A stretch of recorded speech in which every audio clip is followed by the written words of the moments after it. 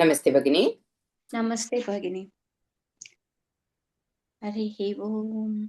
शुक्लां भरधरं विष्णुं शशिवर्णं चतुर्भुजं प्रसन्नवदनं ध्यायेत् सर्वविघ्नोपशान्तये। गुरुर्ब्रह्मा गुरुर्विष्णुः गुरुर्देवो महेश्वरः गुरुः साक्षात् परब्रह्म तस्मै श्रीगुरवे नमः। सरस्वती नमस्तुभ्यं वरदे कामरूपिणि विद्यारम्भं करिष्यामि सिद्धिर्भवतु मे सदा। हरिः ओम्। ॐ नमो भगवते वासुदेवाय। ॐ श्रीकृष्णाय परब्रह्मणे नमः। अथ श्रीमन्नारायणीयम् अष्टाविंशतितमं दशकम् अमृतमथने कालकूटात्युत्पत्तिवर्णनम् लक्ष्मी स्वयंवरवर्णनम् अमृतोत्पत्तिवर्णनम् च गरलन्तरालानलं पुरस्तात् जलधेरुद्विजगालकालकूटम् अमरस्तुतिवादमोदनिघ्नः गिरिशस्तन्निपपौ भवत्प्रियार्थम् विमथस्तु सुरासुरेषु जाता सुरभिस्तामृषिषु न्यधास्त्रिधामन् हयरत्नमभूदथे भरत्नम् द्युतरुच्छाप्सरसः सुरेषु तानि जगदीश भवत्परा तदानीं कमनीया कमला बभूव देवी अमलामवलोक्य या विलोलः सकलोऽपि स्पृहयां बभूव लोकः त्वयि दत्तहृदे तदैव दिव्यै त्रिदशेन्द्रो मणिपीठिकाव्यतारीत् सकलोपहृताभिषेचनीयैः तुषयस्तां श्रुतिगीर्भिरभ्यषिञ्चन् अभिषेकजलानुपातिमुग्धत्वदपाङ्गरभूषिताङ्गवल्लीम् मणिकुण्डलपीतचेलहारप्रमुखैस्तामरादयोस्वभूषन् वर्णस्रजमाप्तभृङ्गनादां दधती सा कुचकुम्भमन्दयाना पदशिञ्जितमञ्जुनूपुरा त्वां कलितव्रीलविलासमाससादा कलितव्रीलविलासमाससादा गिरिशद्रुहिणादिसर्वदेवान् गुणभाजोऽप्यविमुक्तदोषलेशान्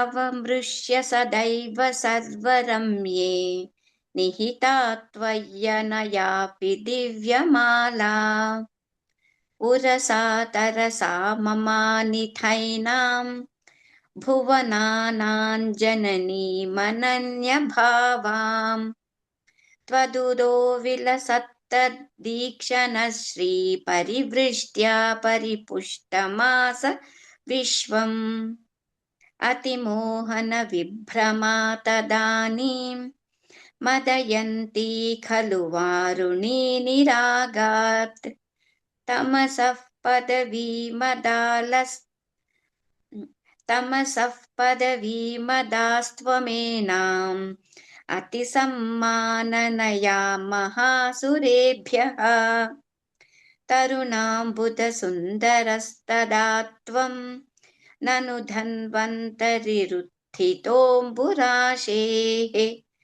अमृतं कलशे वहन् कराभ्याम् अखिलार्तिं हरमारुतालयेशा। नारायणाखिलगुरो भगवन्नमस्ते। नारायणाखिलगुरो भगवन्नमस्ते। Uttam Bhagini, like 2 places I will ask you to repeat. The 1.1. 1.1. First line.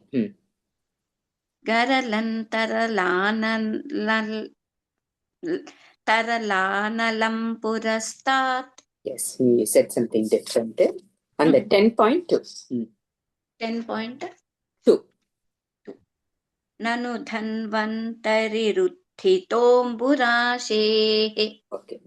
And the rear, last time I heard extra ir sound. Now it's correct. Dhanyavada Bhagini. Dhanyavada. Yes, Bhagini. You can. Namaste Bhagini. Atta अष्टाविंशतितमं दशकम् अमृतमथने कालकूटाद्युद्भत्तिवर्णनं लक्ष्मीस्वयंवरवर्णनम् अमृतोत्पत्तिवर्णनं च गरलन्तरलानलं पुरस्तात् जलधेरुद्विजगालकालकूटम् अमरस्तुतिवादमोदनिघ्नः गिरिशस्तन्निपपौ भवत्प्रियार्थं विमतत्सु सुरासुरेषु जाता सुरभिस्तां ऋषिशून्यधात्रिधामन् हयरत्नभूदत्ते भरत्नं त्युत्तरुश्चाप्सरसः सुरेषु तानि जगदीश भवत्परा तदानीं कमनीया कमला बभूव देवी अमलामवलोक्य या विलोलः सकलोऽपि स्पृहयां बभूव लोकः त्वयि दत्तहृदे तदैव देव्यै त्रिदशेन्द्रो मणिपीठिकाव्यतारेत् सकलोपकृताभिषेचनीयैः ऋषयस्तां श्रुतिकीर्भिरभ्यषिञ्चन् अभिषेकजलानुपातिमुग्धत्वदपाङ्गैरवभूषिताङ्गवल्ले मणिकुण्डलपीतचेलहार प्रमुखैस्तामरादयोन्वभूषन् वरणस्रजमातभृङ्गनादा ददती सा कुचकुम्भमन्दयाना पदसिञ्चितमञ्जुनूपुरा त्वां कलितव्रीलविलासमाससाद गिरिशद्रुहिणादि सर्वदेवान् गुणभाजोऽप्यविमुक्तदोषलेशान् अवमृश्य सदैव सर्वरम्ये निहिता त्वय्यनयापि दिव्यमाला उरसा तरसा ममानितैनां भुवनानां जननीमनन्यभावां त्वदुरो विलसत्तदीक्षणश्रीपरिवृष्ट्या परिपुष्टमास विश्वम् अतिमोहनविभ्रमा तदानीं मदयन्ती खलु वारुणि निरागात् तमसः पदवीमतास्त्वमेनाम् अतिसम्माननया महासुरेभ्यः तरुणां पुदसुन्दरस्तदा त्वं ननु धन्वन्तरिरुत्थितोऽम्बुराशेः अमृतं कलशे वहन् कराभ्याम् अखिलार्तिं करमारुतालयेश नारायणाखिल गुरो भगवन्नमस्ते नारायणाखिल गुरो भगवन्नमस्ते. Uttamam Bhagini, Uttamam. The 2.4 Bhagini.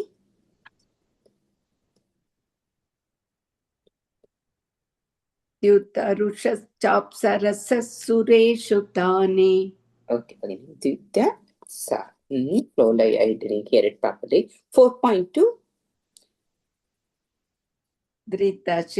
धृतसेन्द्रो मणिपीठिकाव्यतारेत्. Very good. 3 Dashendro. The last time 3 Dashendro, I heard it something different. Okay. And 9.3, 9.2 and 3 Bhagini. Tamasah padavimatattvamena. 9.2 and 3 Bhagini. Sorry. Tamasah.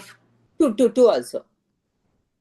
अतिमोहन विभ्रमा तदानीं मदयन्ति खलु वारुणी निरागात् तमसः पदवीं मदात्वमेनां Very good. अति Now the dirghas, first time I didn't hear it properly. Now when you give the padavi, madayanti, varuni, when you make it as a dirgha, it is really good. In the flow first time, it wasn't, you are like cut short the dirgha. Dhanyavad Bhagini. धन्यवाद भगिनी Namaste Bhagini. नमस्ते भगिनि। अथ अष्टाविंशतितमं दशकम् अमृतमदने कालकूडात्युत्पत्तिवर्णनं लक्ष्मी स्वयंवरवर्णनम् अमृतोत्पत्तिवर्णनं च करलं तरलानलं पुरस्तात् जलरेर्वुद्विजकालकालकूढम् अमरस्तुतिवातमोदनिघ्नः ग्रीचस्तन्निबबौ भवत्प्रियार्थम् Second line, one more time Bhagini. Sorry. अमरस्तुतिवातमोदनिघ्नः First jala. करलं तरलानलं पुरस्तात् जलदेर्वुद्विजकालकालकूढम् How do you say जलदेर्वुद्विजकालकालकूढम् Jala varad Bhagane. Jaladherudvijakala. And that's a dvitvam. You make it as a dvitvam. Id. Jaladherudvijakala kala koda. जलदेर्वुद्विजकालकालकूढम् Okay. अमरस्तुतिवातमोदनिघ्नः गिरिचस्तन्निबबौ भवत्प्रियार्थम् विमतस्तु सुरासुरेषु जाता सुरभिस्तां ऋषिशून्यतास्त्रितामन् अयरत्नमभूदते परत्नं द्युदुरुच्चाप्सरसुरेषु तानि जगदीश भवत्परा तथानीं गमनीया कमल बभूव देवी. Repeat this line. जगदीश भवत्परा तदानीं कमनीया कमला बभूव देवी. Not a gamaniya, kamaniya. Okay. अमलामवलोक्य या विलोलः सकलो विस्पृहयां बभूव लोकः त्वयि दत्तहृते त्वयि दत्तहृते तदैव देव्यै त्रिदशेन्दरो मणिपीडिका व्यदारीत् सकलोपहृतापि शेषनीयैः ऋष्यस्तां श्रुतिकीर्तिरस्य सिञ्चन् अभिषेकजलानुपादिमुक्तत्वदभाङ्गैरवभूषिताङ्गवल्लीं मणिकुण्टलपीतशैलहार प्रमुखैतामराद योन्वभूषन् भरणस्रजमातभृङ्गनाथां ददती सा कुश्चकुम्भमन्दयाना पदसिञ्चितमञ्चुनूपुरा त्वां कलितौवरीलविलासमाससाध गिरिचद्गृह्णाति सर्वदेवान् गुणपाजोऽप्यविमुक्ततोषलेशान् अवमृञ्चयथ सतैव सर्वरम्ये निगिता दुव्यनयापि दिव्यमाला उरसा तरसा ममानितैनां भुवनानां जननीमनन्यभावां त्वदुरो विलसत्तदीक्षणश्री परिवृष्ट्या परिपुष्टमास विश्वम् अतिमोहन विप्रमा तथानीं मदयन्ती खलु वारुणी निरागात् तमसः पदवीमता त्वमेनाम् अतिसम्माननया मगासुरेभ्यः तरुणाम्बुदसुन्दरस्तदा त्वन्ननुदन्वन्द्रिरुत्य तोम्बुराशेः अमृतं कलशे वहन् कराभ्याम् अगिलार्तिं हरमारुतालयेश नारायणाखिल गुरु भगवन्नमस्ते नारायणाखिल गुरु भगवन्नमस्ते. Bhagini, still you are making mistakes.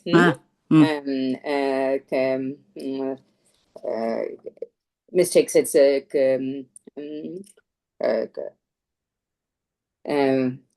I don't know how I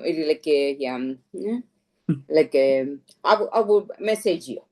There are some mistakes. I will message you after the class is over, or you stay in the line. I will tell you. Okay, very good. But mistakes are less, but still mistakes are there. But we will work on it. I will let you know.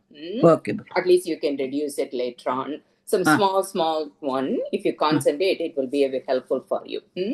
Okay. Now, Sarada Bhagini. Namaste Bhagini.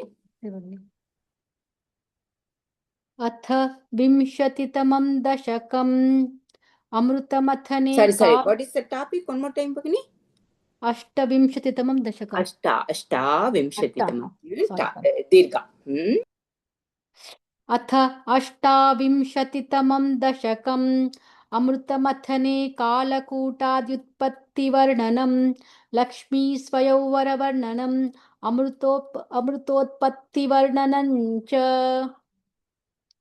गरलन्तरलानलं पुरस्तात् जलधेरुद्विजगालकालकूटम् अमरस्तुतिवादमोदनिघ्नः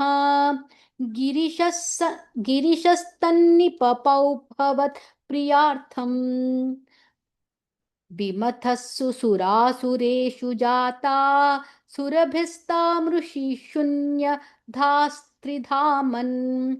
हयरत्नमभूदथेभरत्नं द्युतरुच्चाप्सरसः तानि जगदीश भवत्परा तदानीं कमनीया कमला बभूव देवी अमलामवलोक्य याविलोलः सकलोऽपि स्पृहयां बभूव लोकः त्वयि दत्तः हृदे तदैव देव्यै त्रिदशेन्द्रो मणिपीठिकाव्यतारीरीत् सकलोपहृताभिषेचनीयैः ऋषयस्तां श्रुतिगीर्भिरभ्यसिञ्चन् अभिषेकजलानुपातिमुग्धत्वदपङ्गैरवभूषिताङ्गवल्लीम् मणिकुण्डलपीतचेलहार प्रमुखैस्तामरादयोन्वभूषन् वर्णस्रजमात्तभृङ्गनादां दधती सा कुचकुम्भमन्दयाना पदसिञ्जितमञ्जुनूपुरात्वां कलितौ व्रीलविलासमाससादा गिरिशद्रुहिणादि सर्वदेवान् गुणभाजोऽप्यविमुक्तदोषलेशान् अवमृश्य सदैव सर्वरम्ये निहिता त्वय्यनयापि दिव्यमाला उरसा तरसा ममानिथैनां भुवनानाञ्जननीमनन्य भावाम् त्वदुरो विलसत्तदीक्षणश्रीपरिवृष्ट्या परिपुष्टमास विश्वम् अतिमोहनविभ्रमा तदानीं मदयन्ती खलु वारुणी निरागात् तमसः पदवीमदास्त्वमेनाम् अतिसम्माननया महासुरेभ्यः तरुणाम्बुदसुन्दरस्तदा त्वं ननु धन्वन्तरिरुत्थितोऽम्बुराशेः अमृतं कलशे वहन् कराभ्याम् अखिलार्तिं हरमारुतालयेश नारायणाखिलगुरो भगवन्नमस्ते नारायणाखिलगुरो भगवन्नमस्ते Uttamam, 2 places. 4.3 Bhagini. 4.3 सकलोपहृताभिषेचनीयैः Yeah, first time the Visarga I didn't hear it. 5.1, the 1 and 2 combined well. Abhishek जलानुपाति मुग्धत्वदपङ्गैरवभू Pangai Bhagini. त्वदपाङ्गै Abhishek जलानुपाति मुग्धत्वदपाङ्गैरव भूषिताङ्गवल्लीम्. Okay, that's only 2 places. Dhanyavad. धन्यवाद. First.